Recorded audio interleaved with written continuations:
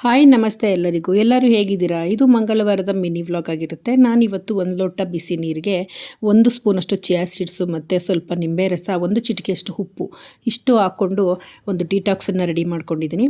ಬೆಳಿಗ್ಗೆ ಖಾಲಿ ಹೊಟ್ಟೆಯಲ್ಲಿ ಇದನ್ನು ಕುಡಿದು ಮುಂದಿನ ಕೆಲಸನ ನಾನು ಸ್ಟಾರ್ಟ್ ಮಾಡ್ಕೊತಾ ಇದ್ದೀನಿ. ಮತ್ತು ನನ್ನ ಮಗಳಿಗೆ ಕೇಲಾಕ್ಸ್ ಮಾಡಿಕೊಡ್ತಾ ಇದ್ದೀನಿ. ಇದಕ್ಕೆ ಸ್ವಲ್ಪ ಹಾಲು ಹಾಕ್ಬಿಟ್ಟು ಕೇಲಾಕ್ಸ್ಗೆ ಸ್ವಲ್ಪ ಡ್ರೈ ಫ್ರೂಟ್ಸು ಮತ್ತು ಬಾಳೆಹಣ್ಣನ್ನು ಸೇರಿಸ್ಬಿಟ್ರೆ ಕೇಲಾಕ್ಸು ತುಂಬಾ ಟೇಸ್ಟಿಯಾಗಿ ರೆಡಿಯಾಗಿಬಿಡುತ್ತೆ. ಬೆಳಿಗ್ಗೆನ ಬ್ರೇಕ್ಫಾಸ್ಟ್ ಇವ್ರದ್ದು ರೆಡಿ ಆಯಿತು. ಮತ್ತು ಇವತ್ತಿನ ಟಿಫನ್ಗೆ ಬಾಕ್ಸ್ಗೆ ಅಂತೇಳಿ ಚಪಾತಿ ಮತ್ತು ಬೀಟ್ರೋಟ್ ಪಲ್ಯನ ರೆಡಿ ಮಾಡ್ಕೊತಾ ಇದ್ದೀನಿ. ಬೆಳಿಗ್ಗೆ ಏನು ಬ್ರೇಕ್ಫಾಸ್ಟ್ ಮಾಡ್ತೀವೋ ಅದಕ್ಕೆ ನೈಟೇನೆ ನಾವು ಪ್ರಿಪೇರ್ ಆಗಿಬಿಡಬೇಕು. ಇಲ್ಲಾಂದರೆ ಬೆಳಿಗ್ಗೆ ಎದ್ದು ತುಂಬಾ ಗಡಿಬಿಡಿ ಆಗಿಬಿಡುತ್ತೆ. ಹಾಗಾಗಿ ನಾನು ನೈಟೇ ಚಪಾತಿ ಹಿಟ್ಟೆಲ್ಲ ಕಲಸಿಟ್ಕೊಂಡಿದ್ದೆ ಮತ್ತು ಬೀಟ್ರೂಟು ಕ್ಯಾರೆಟ್ ಎಲ್ಲ ತುರಿದು ಇಟ್ಕೊಂಡ್ಬಿಡ್ತೀನಿ. ಯಾಕೆಂದರೆ ಬೆಳಿಗ್ಗೆ ಟೈಮ್ಗೆ ಬೇಗ ಬೇಗ ಆಗಬೇಕಲ್ಲ ಕೆಲಸ. ಹಾಗಾಗಿ ಚಪಾತಿ ಮಾಡಿದಾಗ ಟೈಮ್ ತುಂಬಾ ಹಿಡಿಯುತ್ತೆ. ರೊಟ್ಟಿ ಚಪಾತಿ ಈ ಥರ ಯಾವುದಾದ್ರೂ ಮಾಡಿದಾಗ ಹಾಗಾಗಿ ಸ್ವಲ್ಪ ಲೇಟಾಗುತ್ತೆ ಅಂತ ಅಂದ್ಕೊಂಡೆ. ಆಗ ನನ್ನ ಮಗಳು ಸ್ವಲ್ಪ ಹೆಲ್ಪ್ ಮಾಡೋಕ್ಕೆ ಬಂದಳು. ಚಪಾತಿನ ನಾನೇ ಬೇಯಿಸ್ಕೊಳ್ತೀನಿ, ನೀವು ಬೇಗ ಬೇಗ ಒತ್ಕೊಡಿ ಅಂತ ಹೇಳಿದ್ಲು. ಸರಿ ಆಯಿತು ಅಂತೇಳಿ ನನಗೂ ಈಸಿ ಆಯ್ತಲ್ಲ ಅಂಥೇಳಿ ಮಾಡಿಕೊಟ್ಟೆ. ಬೆಳಿಗ್ಗಿನ ಟಿಫನ್ ರೆಡಿ ಆಯಿತು.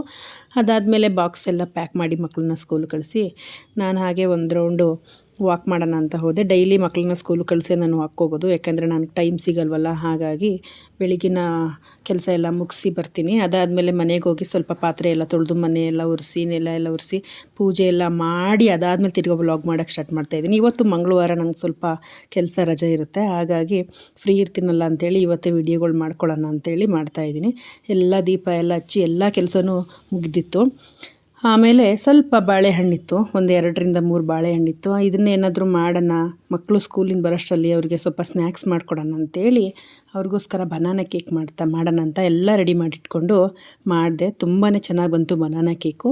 ಇದ್ರ ರೆಸಿಪಿನ ನಾನು ನೆಕ್ಸ್ಟ್ ವೀಡಿಯೋದಲ್ಲಿ ಅಪ್ಲೋಡ್ ಮಾಡ್ತೀನಿ. ಟೈಮ್ ಇದ್ದು ಇಂಟ್ರೆಸ್ಟ್ ಇದ್ದರೆ ಒಂದು ಸಲ ಚೆಕ್ ಮಾಡಿ.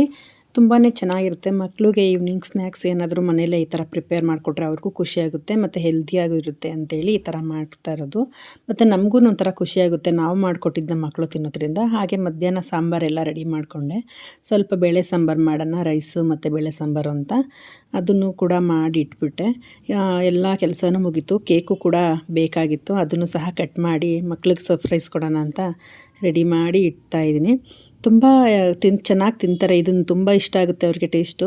ಹಾಗಾಗಿ ಮನೇಲಿ ಮಾಡೋದ್ರಿಂದ ಕೊಡ್ಬೋದು. ಬಾಕ್ಸ್ಗೂ ಲಂಚ್ ಬಾಕ್ಸ್ಗೂ ಆಗುತ್ತೆ. ಇದು ಒಂದು 3 ಡೇಸ್ ಅಂತೂ ಆಚೆಗಡೆ ಆರಾಮಾಗಿ ಇಟ್ಕೊಂಡು ತಿನ್ಬೋದು. ಕೆಲಸ ಎಲ್ಲ ಮುಗಿದ್ಮೇಲೆ ಸ್ವಲ್ಪ ಕಾಫಿ ಕುಡಿಬೇಕು ಅನಿಸ್ತು. ಕಾಫಿ ಮಾಡಿಕೊಂಡೆ. ಹಾಗಾಗಿ ಸ್ವಲ್ಪ ಬ್ರೆಡ್ಡು ಉಳಿದಿತ್ತು, ಅದನ್ನು ತಿನ್ನೋಣ ಅಂತ ತೊಗೊಂಡೆ. ಇವತ್ತಿನ ವಿಡಿಯೋ ಇದಾಗಿತ್ತು. Thank you for watching.